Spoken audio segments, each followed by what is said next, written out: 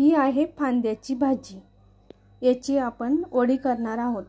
त्याच्यासाठी फांद्याची भाजी घेतलेली आहे, बेसन पीठ घेतलेलं आहे, लसूण, मिरच्या, जिरं आणि ओवा।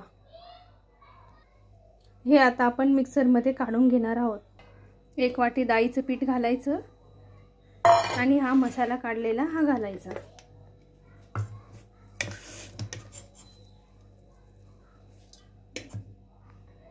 एक चमचा मीठ घालायचं।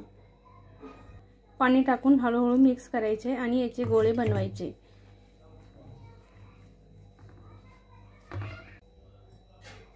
आता कढई ठेवायची। कढईमध्ये 1 ग्लास पाणी टाकायचं। त्याच्यामध्ये 1 चिंच टाकायचं म्हणजे कढई खराब होत नाही। नंतर चाळणी ठेवायची। त्याच्यामध्ये ह्या ज्या वड्या केलेल्या आहेत त्याला चाळणीमध्ये ठेवून आपण 15 मिनिटं वाफवून घेणार आहोत।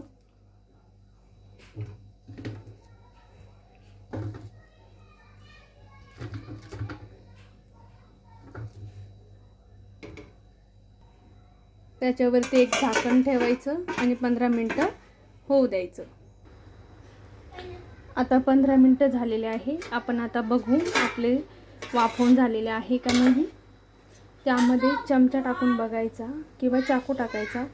जर चिटकलं नाही तर समजायचे आपले झालेले आहे वाफवून। आता आपण ह्या वड्या तळून घेणार आहोत।